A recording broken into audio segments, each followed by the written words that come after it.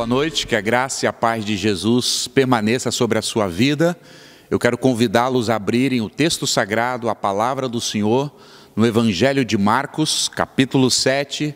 Vamos ler do verso 1 até o verso 23. Marcos, capítulo 7, de 1 a 23. Eu espero que você tenha a sua Bíblia em suas mãos e acompanhe atentamente a palavra bendita e gloriosa do nosso Deus, a palavra viva. Marcos 7, de 1 a 23, diz assim o texto sagrado, acompanha-me. Certo dia, alguns fariseus e mestres da lei chegaram de Jerusalém para ver Jesus. Observaram que alguns dos seus discípulos comiam a refeição com as mãos impuras, ou seja, sem lavá-las. Pois todos os judeus, sobretudo os fariseus, não comem sem antes lavar cuidadosamente as mãos, como exige a tradição dos líderes religiosos. Quando chegaram do mercado, não comiam coisa alguma sem antes mergulhar as mãos em águas. Essa é apenas uma das muitas tradições às quais eles se apegam, como a lavagem de copos, jarras, panelas e etc. Então os fariseus e escribas lhe perguntaram: por que os seus discípulos não seguem a tradição dos líderes religiosos?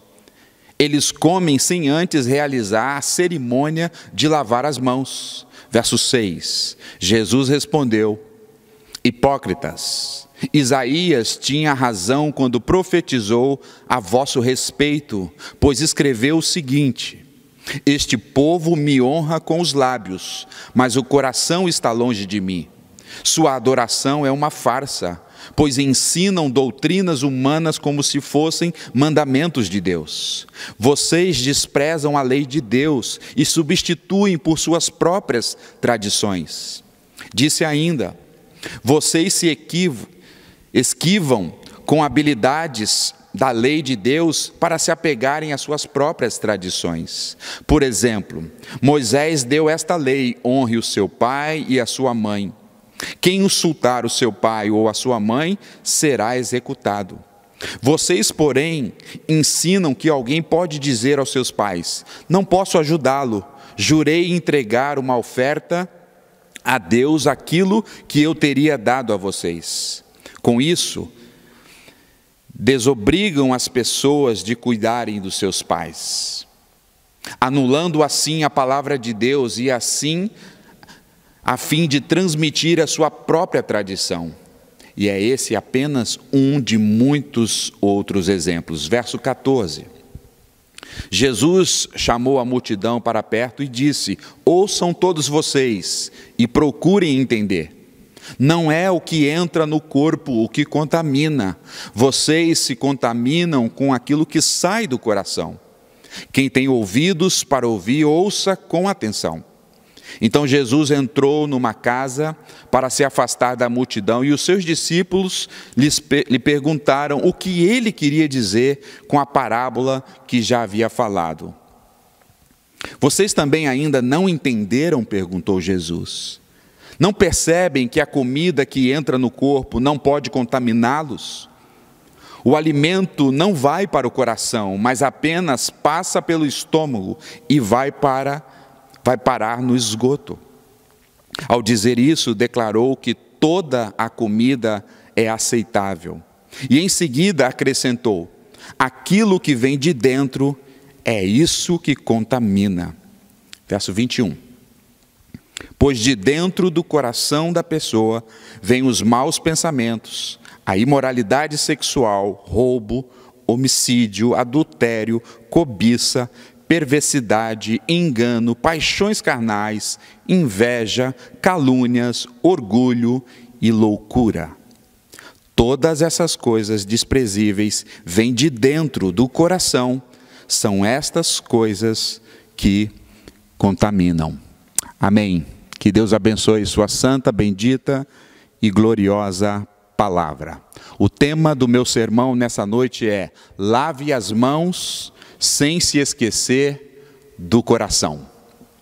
E a grande ideia desse texto que acabamos de ler é a seguinte: Cristo condena a substituição da palavra de Deus por tradições humanas. O ano de 2020 será marcado pelo ano da pandemia e do Covid-19. Com certeza temos muitas coisas a lamentar, principalmente, sobretudo, milhares de mortos, pessoas que perderam seus entes queridos, amigos. Temos a lamentar também pessoas que estão passando por dificuldades financeiras, emocionais e etc. Mas, por um outro lado, nós temos aprendido que nesses dias de pandemia, nesses dias de isolamento, tem sido uma grande oportunidade para o nosso crescimento na fé e assim como também o amadurecer na fé. Se pudéssemos dizer que depois de tudo isso passar, depois dessa pandemia, pudéssemos olhar e encontrar algo positivo, com certeza olharíamos como algo positivo que a higiene do brasileiro melhorou. Por onde você vai agora, você encontra álcool em gel, você vê muitas pessoas dizendo é preciso lavar as mãos, você vê hashtag como lave as mãos, e isso tem se tornado cotidiano na vida do povo brasileiro. O álcool em gel já tem se tornado parte da nossa vida. O texto que acabamos de ler, a gente percebe os fariseus e os escribas parecem que eles são os fiscais e observando quem lavava as mãos e quem não lavavam as mãos.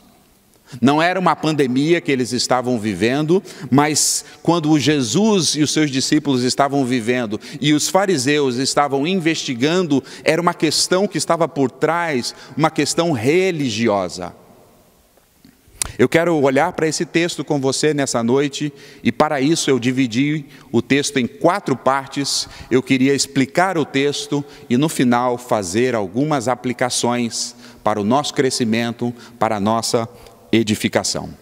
A primeira parte desse sermão está do verso 1 até o verso 13. E nessa primeira parte nós temos Jesus, os fariseus e os escribas, o questionamento que eles fazem a Jesus, mas também temos a resposta de Jesus a esses homens.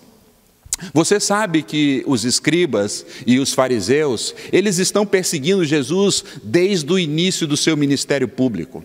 Outrora, eles haviam chamado ou acusado Jesus de ser um blasfemo.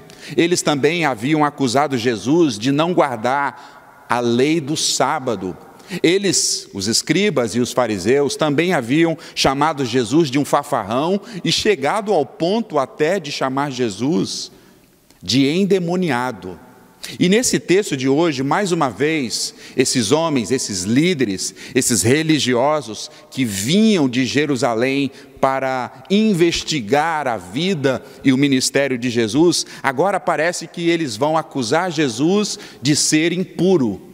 Ao olhar para os discípulos de Jesus e perceberem que esses discípulos, que são seguidores do Mestre Jesus, que fazem aquilo que o Mestre faz, através de suas ações e também dos seus ensinos, ao perceberem que os discípulos não lavavam as mãos, logo eles estavam concluindo que Jesus também não fazia, e eles vão chegar à conclusão que quem não lava as mãos é impuro.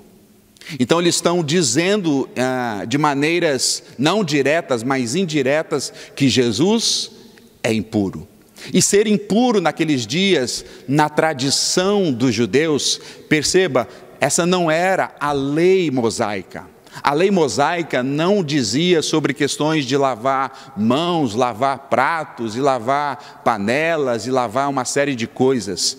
Sim, a lei mosaica dizia sobre a purificação, mas não tinha nada a ver. Essa questão de lavar as mãos aqui é algo que os fariseus acrescentaram à lei.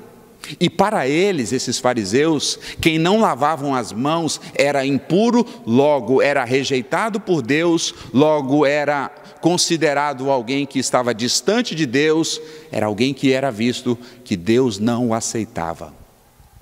Então, ao olharmos para esse texto, nós percebemos quanto os fariseus e os escribas deturpam acrescentam de maneira egoísta, de maneira egocêntrica, ensino para que possam justificar a eles mesmos.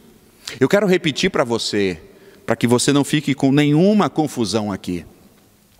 A lei cerimonial do povo de Deus exigia a purificação, e Deus mesmo colocou isso através das leis que ele deu a Moisés. Só que na lei da purificação de Deus, era o propósito de Deus que, ao mostrar que o povo, o seu povo, o povo de Israel, precisava de purificação, precisava de alguns rituais, para que eles pudessem também, então, demonstrando a pureza, Deus queria ensinar ao seu povo que eles eram impuros e que eles precisavam de alguém para purificá-los. Assim Deus, lá no Antigo Testamento, já na lei mosaica, estava apontando para a vinda de Jesus, alguém que viria para purificar o seu povo.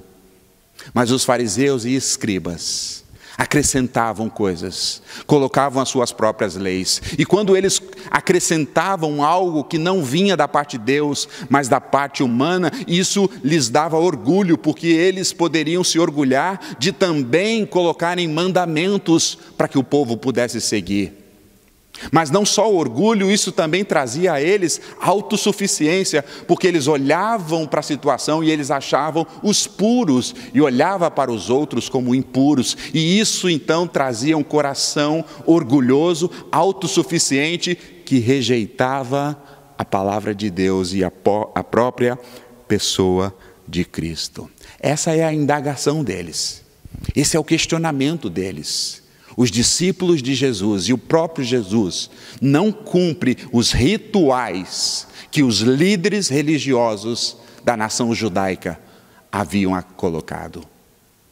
E então eles estão chegando à conclusão que Jesus é impuro, e assim também os seus discípulos. E aí então agora, a partir do verso 6, nós temos a resposta de Jesus a esses homens, a esses líderes. No verso 6, então Jesus vai responder de maneira veemente, de maneira direta. Veja como Jesus os responde no verso 6. Respondeu Jesus: bem profetizou Isaías sobre vós. Enquanto os fariseus e escribas vinham questionar e atacar Jesus com tradições humanas, Jesus agora vai contra eles, Jesus agora confronta-os com a palavra de Deus. Há uma grande diferença aqui, eles confrontam Jesus com tradições humanas, mas o próprio Jesus os confronta com a palavra de Deus, e Jesus os chama a olhar para o profeta Isaías, o que o profeta Isaías havia dito sobre isso.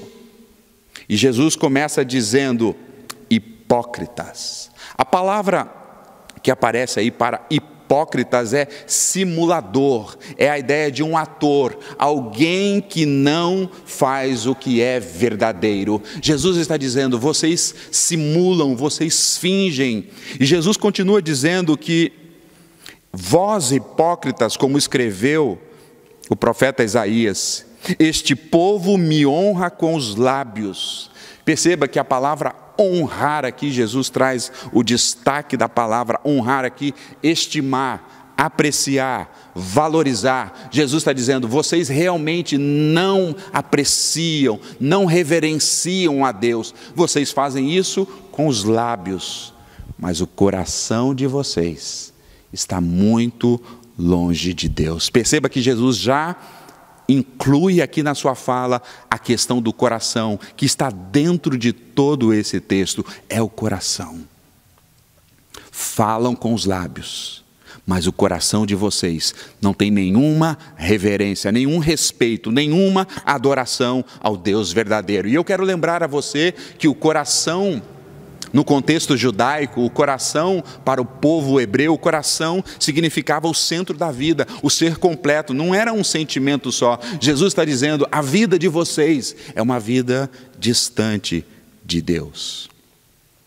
Os fariseus falavam de Deus, mas eles não conheciam a Deus. Verso 7, Jesus vai dizer que a adoração deles era falsa, que a adoração deles era em vão.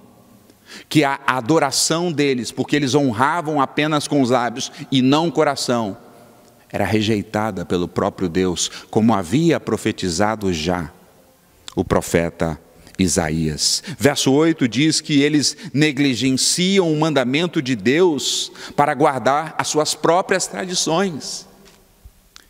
Em detrimento da palavra de Deus, eles preferiam guardar as suas próprias tradições, as tradições humanas, os ensinos que vinham dos homens, as imposições humanas, ao invés de guardarem aquilo que o próprio Deus havia ordenado para eles. E por que eles faziam isso? Porque eles não honravam a Deus, porque eles não conheciam a Deus. Verso 9 vai dizer que eles davam um jeitinho, viviam de maneira jeitosamente, rejeitam os preceitos de Deus para guardar as vossas próprias tradições. Eles não estavam preocupados com Deus, eles estavam preocupados consigo mesmo. Eles não queriam exaltar o nome de Deus, eles queriam exaltar o próprio nome deles. Eles não queriam agradar a Deus, eles queriam agradar a si mesmos. E aí, se você acha que Isaías já foi muito forte e veemente, Jesus então pega um outro profeta do Antigo Testamento. Agora, a partir do verso 10, ele fala sobre Moisés. Isaías havia profetizado sobre esses falsos religiosos que desonram a Deus porque vivem baseados em suas próprias doutrinas. Mas Moisés vai dizer agora no verso 10, Jesus mais uma vez relembra a palavra de Deus. Ele diz, como disse Moisés, Jesus vai para os 10 mandamentos: honra o teu pai e a tua mãe, e quem maldizer o seu pai ou a sua mãe será punido. Esse mandamento, como todos os outros, coisa séria. Quem desonrasse, quem amaldiçoasse, quem não tivesse cumprindo essa lei, diz o texto que deveria ser punido com a morte. E Jesus agora confronta os fariseus, porque é exatamente isso que eles estão fazendo. Eles estão dizendo que estão seguindo a Deus, mas descumprem a lei de Moisés, os 10 mandamentos. E como Jesus faz isso? E como Jesus aponta isso? Verso 11, vocês dizem que se um homem pudesse cuidar do seu pai, ele deveria cuidar do seu pai, mas ele não faz isso, e ele traz como desculpa, porque ele está fazendo isso como oferta para Deus.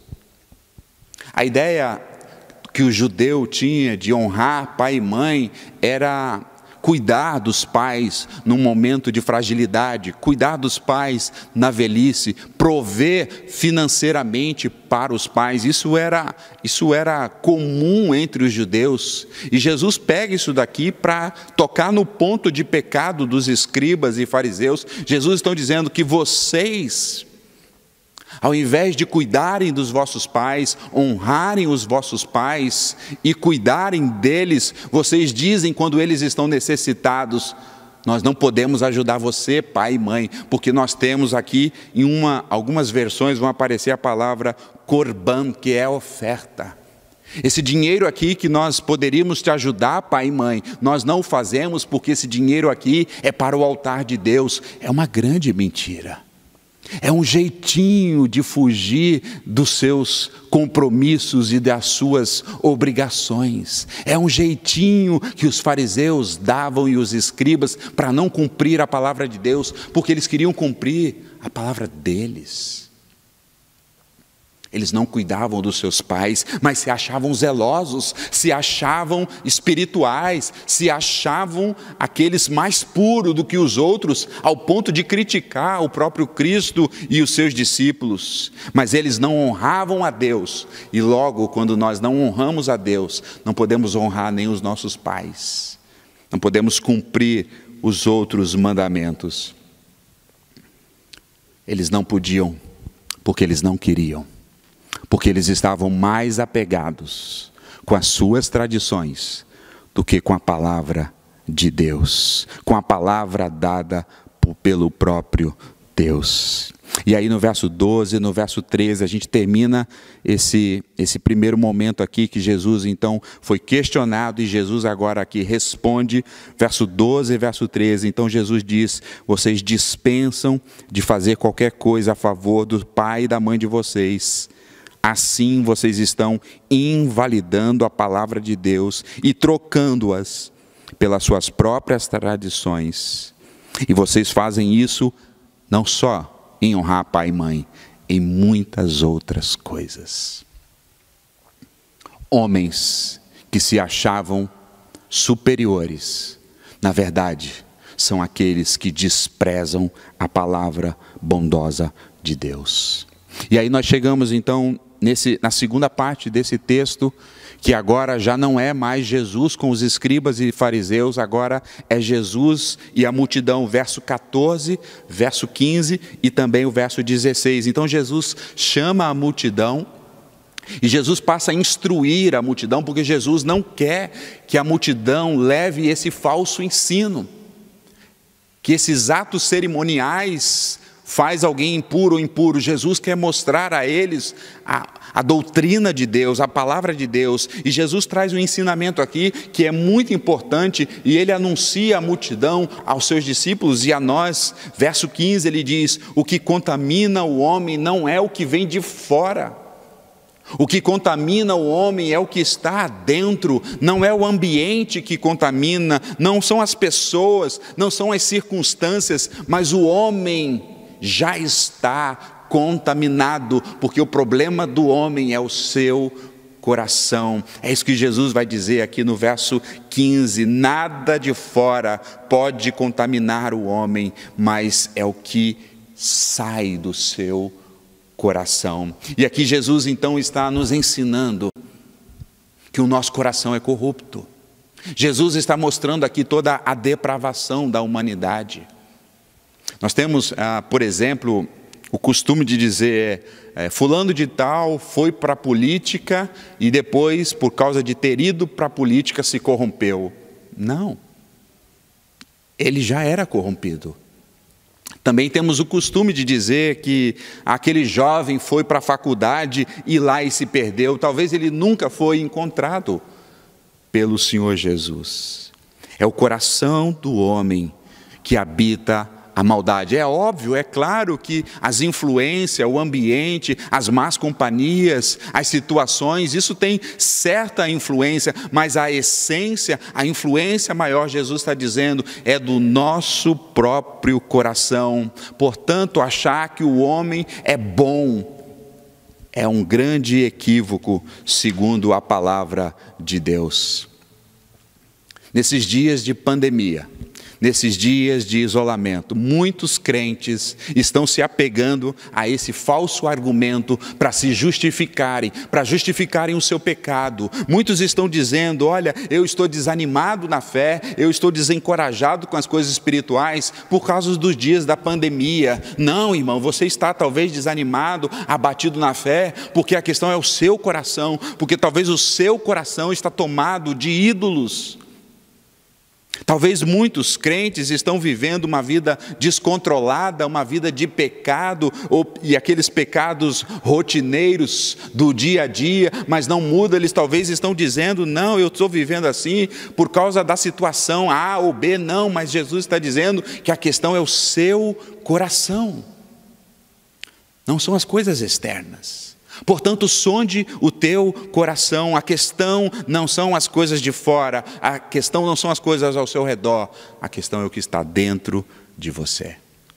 Chegamos ao terceiro momento então do texto. No primeiro, Jesus estava questionado pelos fariseus e escribas e os responde. Depois Jesus traz esse ensino fundamental para a multidão, mas agora, a partir do verso 17, é o tempo de Jesus a sós com os seus discípulos. Veja o verso 17. Quando ele chegou em casa, então, deixando a multidão, os seus discípulos o interrogaram acerca da parábola, acerca do ensino de Jesus. E Jesus agora vai responder aos seus discípulos, trazendo o mesmo ensino que ele havia dado à multidão. Mas Jesus, no verso 19, a parte B, ele vai dizer que todos os alimentos são puros. Isso é maravilhoso, irmãos. Nós que somos crentes no Senhor Jesus, seguidores de Jesus, nós não temos uma dieta espiritual, nós não temos alimentos que são sagrados e alimentos que são profanos. Os discípulos então perguntam aqui para Jesus, e Jesus dizendo: olha, todos os alimentos são puros. Você se lembra em Atos capítulo 10, quando Deus está trabalhando no coração de Cornélio e Pedro tem uma visão do altos céus e desce aves e répteis, e o anjo aparece para Pedro e diz: mata e come, e Pedro vai dizer: de maneira alguma eu posso fazer isso, porque Pedro ainda estava impregnado por essa teologia da tradição religiosa judaica, que tinha animais puros e impuros, e havia coisas que contaminavam, coisas externas, mas Jesus está corrigindo isso aqui. E esse acontecimento de de Pedro com Cornélio acontece muito depois, mas Pedro estava aqui. Mateus capítulo 15, o verso 15 vai dizer que é o próprio Pedro que indaga a Jesus, perguntando para que Jesus explicasse a parábola. E Jesus aqui ensina: não há alimentos impuros. É óbvio que Jesus não está dizendo aqui que nós podemos nos matar comendo gordura, comer demais enlatados, frituras. Isso é uma outra teologia que fala sobre o cuidado do nosso corpo, e fazemos isso certamente é pecado, mas Jesus está dizendo para aqueles que são filhos e filhas de Deus: não há comida santa e comida profana. Todos os alimentos podem ser recebidos com ações de graças e que sejam para a glória de Deus. Não há uma dieta de pureza e impureza. Por quê? Porque o que entra não pode contaminar o homem. Jesus está querendo frisar isso para os seus discípulos. Mas ele ensina, reforçando no verso 20 e no verso 21, a parte A, que o problema não está nos alimentos e nem no ambiente, como ele já havia falado lá atrás para a multidão. Jesus repete o mesmo ensino: o homem não é contaminado pelo que entra, o homem não é contaminado porque se ele lava as mãos ou se ele deixa de lavar as mãos, o homem é contaminado por natureza porque o seu coração é mau. Jeremias capítulo 17, verso 9, a palavra de Deus diz: enganoso é o coração, mais do que todas as coisas, e desesperadamente corrupto. Provérbios capítulo 4, verso 23, a palavra de Deus diz: sobre tudo que se deve guardar, guarde o teu coração, porque dele procede todas as coisas, as fontes da vida. Não há nada exterior que possa nos contaminar, porque nós já fomos contaminados pelo pecado. Pecado que nós herdamos dos nossos representantes, porque nós nascemos no pecado. E aí, eu gostaria agora de caminhar para a nossa conclusão. Nosso primeiro momento, Jesus foi indagado e respondeu com a palavra de Deus aos escribas e fariseus, mostrando que não se pode comparar a palavra de Deus com as tradições. No segundo momento, nós vimos Jesus ensinando a multidão, dizendo que é o que está dentro do homem, que o homem está contaminado, o homem precisa de alguém que o purifique. No terceiro momento, Jesus, então, a sós com os seus discípulos, dizem: se livrem dessa influência, desse ensino equivocado dos fariseus, que há alimentos puros e impuros. Todos os alimentos são puros diante de Deus. E Jesus reforça dizendo que o problema é o coração. Quais são as aplicações aqui? Eu separei 3 para a minha vida e para a sua vida. A primeira: a tradição em si não é ruim. Você não pode ler esse texto pensando que Jesus aqui está criticando a tradição dos judeus ou os costumes dos judeus. Não é esse o ponto aqui. Nós vivemos em dias hoje que a cultura pós-moderna tem rejeitado tudo que vem de uma tradição, tudo que são coisas mais antigas, essa pós-modernidade, esse novo momento que estamos vivendo. Então, tudo que vem do passado é ruim. Temos vivido, então, essa cultura de rejeição de coisas que são tradicionais. Mas Jesus não está contra aqui as tradições. Jesus está contra quando nós pegamos as tradições e colocamos ela no mesmo patamar do que a palavra de Deus. Jesus está contra aqui quando nós pegamos a tradição e observamos a tradição e rejeitamos o ensino, a doutrina e a palavra de Deus. Nós temos muitas tradições que são boas. E nós observamos e nós aguardamos, mas nós jamais colocaremos as tradições, os costumes, no mesmo patamar do que a palavra de Deus. Deixa eu dar um exemplo aqui para nós, sobre a nossa igreja, a questão do nosso culto público, a liturgia. Nós temos alguns momentos litúrgicos aqui no nosso culto, que nós não temos um mandamento para fazer isso. Por exemplo, nós fazemos aqui na nossa igreja o prelúdio e o pós-lúdio. Mas não há nenhum mandamento bíblico que nós temos que tocar uma música de fundo no prelúdio.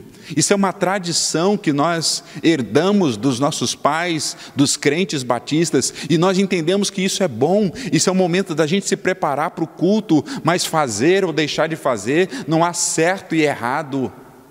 São tradições, e nós podemos nos apegar às boas tradições. Só não podemos fazer dessas tradições uma doutrina que sobressaia, que se iguale à palavra de Deus. Um outro exemplo aqui para a nossa comunidade são as nossas assembleias, as nossas reuniões administrativas regulares, aonde nós temos esse encontro, aonde os relatórios financeiros são lidos, são prestados contas. Nós temos uma ordenança bíblica para isso? Não. É uma tradição que nós herdamos do movimento batista e nós entendemos que isso é bom, isso traz clareza, isso agrega para que os irmãos possam participar da vida da igreja, mas isso é apenas uma tradição e as tradições boas, elas devem ser observadas, mas jamais elas podem sobressair a palavra de Deus. O fundamento da igreja batista é que nós temos a palavra de Deus unicamente como regra de nossa fé. As tradições não podem sobressair a nossa vida. Nós não seguimos as tradições, nós as usamos porque elas também podem glorificar o nome de Cristo. A segunda aplicação que eu trago aqui para a minha vida e para a sua vida: a santificação acontece primeiramente no coração. Há muitos crentes que estão buscando a santificação, mas estão buscando de maneira equivocada. Estão de maneira que não são maneiras que Cristo ensinou. Eles estão buscando uma santificação externa, mas a verdadeira santificação começa no coração. Jesus está dizendo aqui para nós e nos ensinando que nós temos que lutar contra o nosso coração, porque os pecados que emanam na nossa vida provêm do nosso coração. Ora, se queremos ter uma vida de santificação bíblica correta, devemos combater primeiramente o nosso próprio coração. Há muitos crentes que acham que a santificação é moldar os comportamentos, é um agir assim ou agir aqui, mas a verdadeira santificação é quando nós estamos em luta, quando nós estamos mortificando a nossa carne, quando nós estamos combatendo os pecados do nosso coração com a palavra de Deus. Se você é um homem que teme a Deus, uma mulher que teme a Deus, o processo da santificação é uma luta contra o coração enganoso. Jesus mostra aqui uma lista, e essa não é uma lista de pecados, já no finalzinho, a partir do verso 21, não é uma lista de exaustão, mas Jesus mostra alguns pecados aqui, e logo começa o pecado que diz aí, talvez na sua tradução, prostituição, ou em algumas imoralidades. A palavra grega aqui é porneia. E como nós podemos vencer o pecado da porneia? Será que é fugirmos da cidade e irmos para talvez um convento, para um lugar que os nossos olhos estão livres disso? Não, porque o problema da porneia está dentro do nosso coração. Se queremos vencer a imoralidade sexual ou qualquer outro desses pecados aqui, a ganância, o homicídio, o adultério, a inveja, a ira, a soberba, a loucura, não podemos atacar as coisas exteriores, temos que atacar o coração. Lute contra o seu próprio coração, porque é daqui que emana os pecados. Davi, no Salmo 51, ele disse assim: cria em mim, ó Deus, um coração puro. Essa deve ser a nossa oração. Cria em mim, ó Deus, um coração puro e renova dentro de mim um espírito inabalável. A verdadeira santificação começa no coração e ela emana também para o exterior. Quando nós lutamos para santificar o nosso coração, logo nossos comportamentos, logo a nossa vida, serão também vidas que mostram e apontam para a glória de Deus. Mas por fim, minha terceira aplicação aqui: como ser puro de verdade? Essa é a questão que estava no texto. Os fariseus acusavam os discípulos de Jesus de impuros. Mas como podemos ser puros de verdade? A Bíblia diz que nós nascemos e nós herdamos o pecado. A Bíblia diz que nós nascemos impuros. A Bíblia diz que nós pecamos e por causa disso estamos separados da glória de Deus. A Bíblia diz que não há um justo, nenhum sequer. Mas a Bíblia também diz, e aqui é o Evangelho, que significa as boas novas, que Deus mandou o seu Filho, o puro, o santo, o perfeito, para viver e morrer pelos nossos pecados. Aquele que era puro, Jesus Cristo, se tornou impuro quando a Bíblia diz que Ele carregou sobre Ele os nossos pecados. Então Ele que era puro se tornou impuro para fazer eu e você, homens e mulheres, purificados. Nós devemos então agora viver uma vida de santidade e pureza. O puro se tornou impuro para nos purificar, para que eu e você possamos responder em uma vida de louvor, santidade e glória para Deus. O que nos faz puro não é guardar um ritual ou lavar as mãos. O que nos faz puro não é guardar algumas regras ou obedecer alguns preceitos da fé. O que nos faz puro não é deixarmos de pecar, mas o que nos faz puro é o sangue de Jesus, que foi derramado na cruz do Calvário. E quando o sangue de Jesus, aquele puro de Deus, foi derramado na cruz do Calvário, Ele nos lavou. Todos os que receberam foram purificados, e a Bíblia agora garante que nós nos tornamos alvos como a neve. Que Deus nos abençoe, irmãos, e que Deus nos ajude a viver uma vida que exalte a esse Deus que nos purificou. Nesses dias de pandemia, lembre-se com certeza de lavar as mãos, mas sobretudo, lembre-se de purificar o seu coração, porque Jesus já te purificou com o sangue derramado na cruz.